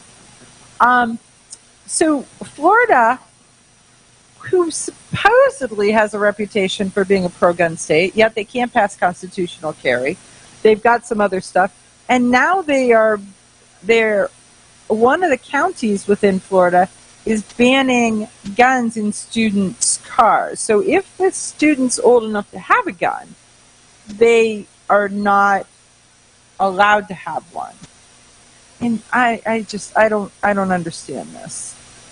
Somebody's got to keep the lawyers busy. There's that. But so it's like, if you're old enough, if you're capable, if you're this, if you're that, if you're over a certain age, you'd be allowed to. But there's if a line in this thing about shall not be infringed. And they're infringing. We seem to listen right over that without actually paying attention to it. Right. You and your little Second Amendment friends will just say, I don't know. Okay, I got distracted earlier. We were going to talk about the ATF because, I love them. They love us. Oh, yeah, they love us. They love them. The ATF is in this new mode of operation. And their new mode of operation is, if they don't like what you have to say, they just change the rules. So they will send you a letter telling you that your business is perfectly legal, that you can sell it, that you can collect money, that people can buy it, that now you can own it as a person to own something. Take the bump stocks, for example. Well, take the SIG braces, for example. When there was a Republican in charge of the government. Right. And then now that there's a Democrat in charge of the government. So now they're just striking through everything. There's been no change in the law or the way that they did, only in the way that they read it. They're just striking through it and going, never mind. Right. So right now, I mean, we've all had that bump stock deal that It's not over yet. It's on, it's off, it's on, it's off. We don't know, but somebody owes me for a couple of bump stocks, I'm going to say. Right. Now they're going after forced reset triggers. These triggers, when so let's explain to folks what a forced reset trigger is, because they hear these terms and they don't know what they are. A normal trigger, when you pull it, it just stays back, and the trigger, and then the bolt opens and closes. You let go of the trigger, then you pull the trigger, and it shoots again. The spring puts it back. Right, the spring. When you let go of it, the spring pushes it back. When the bolt passes over it, it pushes the trigger back forward. So as soon as the bolt goes back forward and closes, now you just pull back on it again, basically. And so if you hold it back, it will push forward, forward. and then it comes right back again. Mm-hmm. So you can shoot a lot faster. But it's it still is one trigger pull, one bullet. Right, and the gun actually forces the gun to stop shooting. Mm-hmm. So I don't know how this is gonna hold up in court. I do know that the triggers are not widely used right now because they're kind of new and they're kind of pricey, but they were starting to get a pretty good following. So we'll see that they've changed the names of them to machine guns now, where before they actually had a letter, and you could actually get, when you bought the trigger, it came with the letter. Well, so did your bump stocks. Because these things, they have to send them to the ATF and have them looked at, have them categorized, have them considered. So they get the letter that says, here, just in case you don't believe me, here's the ATF's somebody interpretation. Looked the whole thing over, said that it couldn't be turned into a machine gun. It was legal to make and sell in the United States. And then they wrote them this nice letter, signed by the Justice Department and all this stuff, and sent it out, and they copy it and give it to you with your bump stock, and they give it to you with your force reset trigger. And so now that they've changed this, now the ATF has taken that letter down, so you can't find it on their website anymore. And they've said never mind, and now they're going around. Actually, I'm understanding that they're actually going around and collecting these up. So if you bought one, there's a good chance that unless you covered your path, you're probably going to. They're going to come knock on your door, and there's that. So I'm going to say, my advice to all y'all is, when they come to take it, get a receipt. Because that is going to be the only way that when they get their hat handed to them in the court system, that you'll have proof that you had one and they took it. I would also take it out of your gun right now because of the fact that if the gun itself is classified as the machine gun with that trigger in it, they'll take the whole thing. They'll take the whole gun. So if you just have the trigger separate and put your old trigger back in, you'd be that would be the thing until this settles in or settles down. But ATF's overreach is really starting to. I mean, they're kind of on a fast and furious pace. I think that this is drawing too much attention to them. I think that we're going to have to wait till after the Biden administration is over, but I think that they're in for some big changes after this. Mm-hmm. Because so is the Davy Crockett ticket going to run an ATF director? Is that it? We'll just put somebody up for nomination? This thing is they're overstepping their bounds. They're making too many. They're changing things without actually any congressional oversight. And that's the thing is Congress is the only one who can actually change those laws, not the ATF director as he reads it a different way. Well, and the interesting part is that Congress has the Second Amendment caucus, and they are very vocal. And so Lauren Boebert is the co-director along with Thomas Massey, and so those two definitely have some opinions, and so can have conversations with the ATF. So with this trigger thing, the new list that they're making of all of the guns that people have bought in the past, and then the bump stock and ghost guns, and SIG braces. There's a bunch of things on the docket with them, right? Right, and it really wasn't all that long ago when they tried to take the the 109 green tip ammo from everybody. Because they said they were trying to say it was armor piercing or something. So they got their nose in a lot of different things that they really have no idea what's going on. Right. This is that thing. Be careful what you ask for, because now people are paying attention to the ATF in a manner to where before they were just a pesky little fly. All of a sudden now we've gotten the raid out, and so all the flies in the window are going to get it all at the same time. We're going to plug that blue light thing in pretty quick. I knew exactly what you're talking about. The zapper. Right? Pesky little flies. Pesky little flies. So, cab drivers, their companies say you cannot be armed because they want a customer experience that is safe and welcoming for everyone. You know, the thing is, the cabs have been having a lot of trouble since the Uber's taken over and Lyft and all these things. I mean, the amount of people who actually ride in the cab have dropped dramatically. Right. So it was funny because I was reading the articles here, and they're saying that between January 1st and March 16th, they've had 371 cases in Chicago of trying to hijack a cab, and that's down from last year's 387 in the same time period. Right. So that's 100 and what are you looking at, 120, 130 per month. Right. So let's see that. So 95 in 2019, 168 in 2020, and 371. Yeah. So here's the interesting part: is that if somebody intends to do harm to a guy that they call to come to them, right? The Lyft, it's on your phone, and you have to register, so they know who you are, unless you're ordering a Lyft from a stolen phone. The Uber, they know who you are, and so unless you're using a stolen phone. Cab drivers are right now the only ones that you just raise your hand and they come and you're sort of incognito.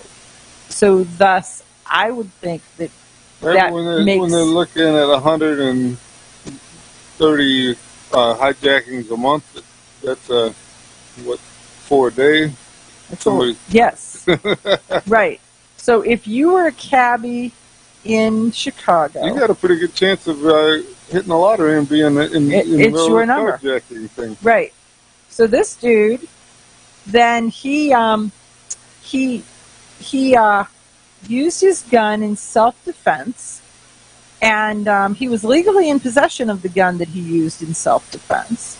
And he shot a man, striking him in the forearm and in the hip. And the man was taken to the hospital. In good condition. Yeah. Oh, holy, but good. Couple of holes. The two uninjured carjackers took off running after the cabbie defended himself. And yeah, this isn't what I signed up for. I signed up for the dude with the car and a wallet to just come to me, kind of like I was calling for a pizza. And in this case, it was a dude with a car and a wallet and a gun. I didn't sign up for that. See, that's the thing. Is the criminals are starting. They're going to have to get a better union because their contract is not going. Specification. I love this. The city's violence reduction dashboard. They actually have a computer dashboard that tells you what all the crimes are and stuff. That way you can track them all, just in case you wanted to track them all. Just saying. They're saying multiple times a day something's happening. So. Right. So I wouldn't be a cab driver for all the money. I wouldn't. I wouldn't be a police officer either. So I'm going to stay home. I'm not going to run and I'm not going to hide. I'm just going to stay home, like I was advised to. So we'll be back right after this. Hi, I'm Janelle Westrom, owner of Davenport Guns and Davenport Shooting Club. At Davenport Guns, we do so much more than sell firearms. We advocate for increased personal safety and security, not just for you, but your whole family and community. Go to DavenportGuns.com to see our online inventory and browse videos, articles, and things we just find entertaining. Sign up for our newsletter to learn more. This is Cheryl Todd of Gun Freedom Radio, and I am proud to join Amanda Suffolk and all the 50 women, one from each state, in our grassroots efforts to protect the Second Amendment as delegates of the DC Project. Grassroots organizations like the DC Project run on donations, so please consider donating to our GoFundMe/DC Project to keep the promise of freedom alive. Ladies, ever wish you could find a brand that understood the difference between feminine and functional? A brand that didn't make you choose between looking good and looking tough. Check out offhandgear.com, a brand designed by a gun girl/mom that closed the gap to give you feminine, durable, functional gear. Offhandgear.com, the brand that gets you. We all know rust is bad. To help keep rust from forming on your firearms, tools, and other ferrous-based items, you want to have Rust is Bad in your gun-safe toolbox and anywhere you want to be rust-free. Rust is Bad bolsters and G-strings deposit small, safe particles that coat your rust-vulnerable items. Save your valuable items with Rust is Bad. Go to www.eyeonthetargetradio.com and follow the link for more information. That's www.eyeonthetargetradio.com for Rust is Bad. Okay, you ask yourself, who is this Realize Firearms Awareness Coalition, and what do they do? Realize Firearms Awareness Coalition is a not-for-profit group based in Portage County, registered as a 501c3, and organized to educate about the historical intent of the Second Amendment to the Constitution of the United States of America, to share knowledge, to enable citizens to accurately relate and defend aspects of the U.S. Constitution, to enhance public awareness and support for responsible gun ownership, and to emphasize firearms education for women who facilitate the transmittal of constitutional awareness and gun ownership to succeeding generations. How do they intend to do that? By talking to you all and having you talk back, by hosting educational summits and events. So tune in, listen, and participate. RealizeFAC.com. Your front door, your car, your gun. Safety is a habit. Gun safety and responsible storage are no different, and the best way to help prevent accidents, misuse, and theft. Cable locks help keep firearms secured. Learn how to get a free firearm safety kit. Visit projectchildsafe.org. If you have a firearm, own it, respect it, and secure it. Brought to you by the National Shooting Sports Foundation and the Bureau of Justice Assistance. Grab your friends and head to Georgia to train with the Complete Combatant. The Complete Combatant offers a unique approach to self-defense training, layering the first signs of danger, lethal versus non-lethal decisions, and even surviving the aftermath. They offer premier firearms training with a range master certified instructor and host the top minds in our industry. See the courses offered on thecompletecombatant.com. That's thecompletecombatant.com.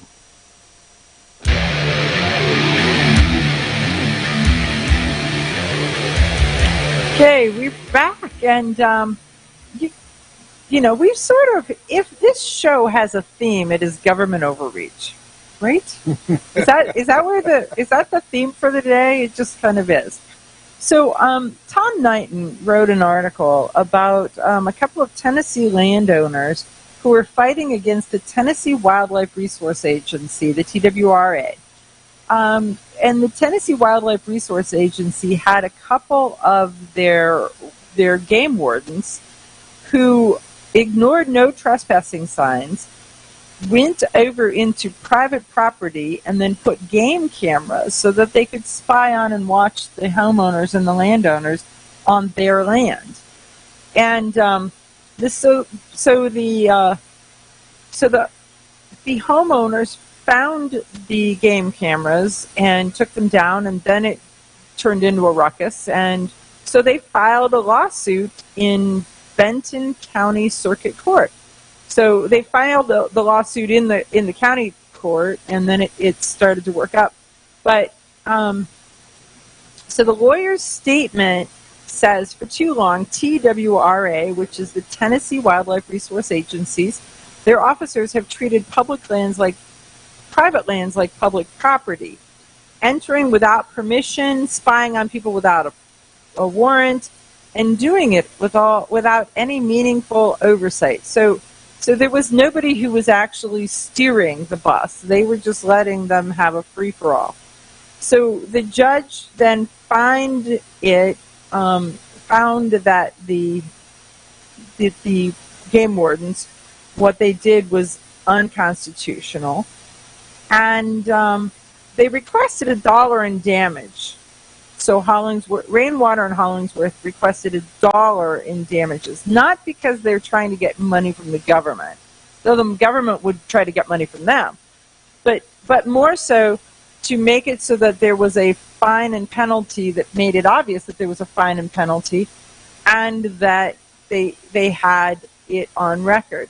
So the TWRA has 30 days to appeal the decision through the Tennessee Court of Appeals.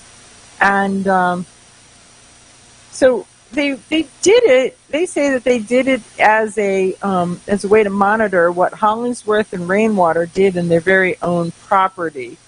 And the Supreme Court has ruled the police don't need a warrant to search an open field you own, only your home and the property immediately surrounding the house. So they were trying to make it to where they could just put up a camera and monitor everything that you did outside, and that met the criteria of the open fields doctrine, where instead the open fields doctrine is if the police can see it across an open field, then they don't need a warrant. Well, I don't know that spy glasses and spy cameras count as if they can see it from an open field. And so I guess that apparently the court says that spy glasses and spy cameras don't count. And so that is it. So we remember, folks, vote for the David Crockett Party. I'm just saying. So, but this only takes effect in Tennessee also. So if you got the same issue with your state, you have to go through all the monkey motions of go to court. But they now have legal precedent, so you can shut them down. You should be able to win, and you should be able to make it to where it's happening further and further across the country. So, okay, what do you got? Well, NBC and the Pennsylvania AG's office recently were trying to do a piece on these 80% guns. And they titled it, The Inside Look at the Surging Ghost Gun Market. Well, it's funny because the NBC guy had went and bought 2 of these kits, and then he gave them to the Pennsylvania AG's office for them to build them. Right. Well, that's the illegal part. You're allowed to buy them and build them yourself, but you can't transfer them across state lines, nor can you.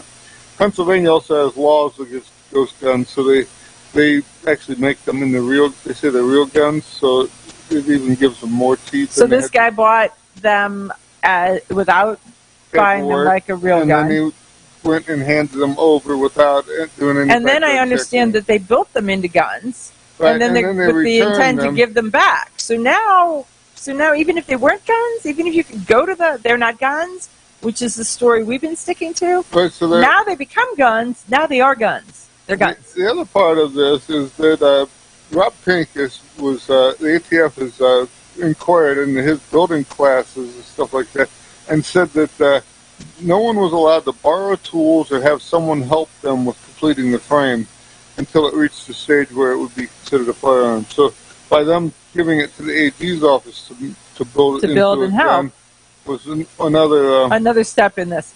So, and NBC News did it all on TV. So it isn't even just that we're saying that they did it as a This is not like the first stuff. Remember when Katie Couric and the Virginia? Right, they went and bought an AR-15, and then they gave it to they wanted to have it destroyed, but the law in the state where they went to have it destroyed wouldn't allow it to be destroyed, so that it went for sale anyhow. Well, there was that one. What about the one? Was it both? So one where they modified they bought it in Arizona, but they took it to Utah or something, and so they crossed the state line. But they gave the staffers money to go buy it, the staffers weren't residents of that state. They went across state lines where there were also not residents of that state, bought it, brought it back. So it was a straw purchase over state lines from somebody who wasn't allowed to have one. But we're not talking about that, but right? And lucky we have laws against all that stuff. Right. Right. Because we need more laws toward all that stuff. Again, government overreach. Davy Crockett. We're going to have to get that theme song all buffed up and brought out here. And get us a coonskin cap to go along with it so that I don't know. But pay attention to this. If you get a chance, pull up and try to. This was a March 24th article by John Crump in Amaland. So you can go there and you can read his descriptors, because John Crump is really, really detailed. There's a lot of stuff in there about Pennsylvania's laws and Philadelphia city laws and all kinds of things like this. Where John Crump isn't one to just say, believe me. He's like, believe me, and I'll cite this, and I'll cite that, and I'll tell you this until... he pretty much says this, and this, and you can check it if you want to. Here you go. Here's the links for it. I'm going to make it so easy for you. Now, this is a funny story. So the story we're moving on to now is once again constitutional carry state. Indiana passed their constitutional carry last week. And the day that they were waiting for the governor, is he going to sign it? Is he not going to sign it? Is he going to sign it? A whole group of the demanding mommies kind of went down to the Capitol and were hanging out there with the intent that they wanted to talk to the governor and they wanted to tell him not to sign it. Well, he wasn't answering them, so they started twittering. So they had tweets about different things, and they were telling the governor what to do and telling the governor how to do it, and they were complaining about how long they've been there, and they were, it was deteriorating, we'll just say. They invited the governor to lunch with a little note. They were saying, we're here for 5 hours, we're here for 6 hours, we're here for 7 hours. Well, they were here until the courthouse closed, and they were asked to leave. And they're like, we don't have to go. There's other people in this building, and so we're not going. So the next thing you know, they handcuffed them. So the demanding mommies were now the bound mommies, and they were kind of all bound up and tied up. And that's how you make waves when people get to see you in the handcuffs. Well, 45 minutes of standing with your hands behind your back and the handcuffs on. They were released, and they were told that they wouldn't be charged as long as they picked up their signs and left the building. And there is that. So the spokesman for the governor says that they did not call the Capitol Police to detain the activists. I'm just going to say that my 2A friends, they were giggling like you wouldn't believe, because when the demanding mommies couldn't get their demands, they weren't. Okay, you ask yourself, who is this Realize Firearms Awareness Coalition, and what do they do? Realize Firearms Awareness Coalition is a not-for-profit group based in Portage County, registered as a 501c3, and organized to educate about the historical intent of the Second Amendment to the Constitution of the United States of America, to share knowledge, to enable citizens to accurately relate and defend aspects of the U.S. Constitution, to enhance public awareness and support for responsible gun ownership, and to emphasize firearms education for women who facilitate the transmittal of constitutional awareness and gun ownership to succeeding generations. How do they intend to do that? By talking to you all and having you talk back, by hosting educational summits and events. So tune in, listen, and participate. RealizeFAC.com.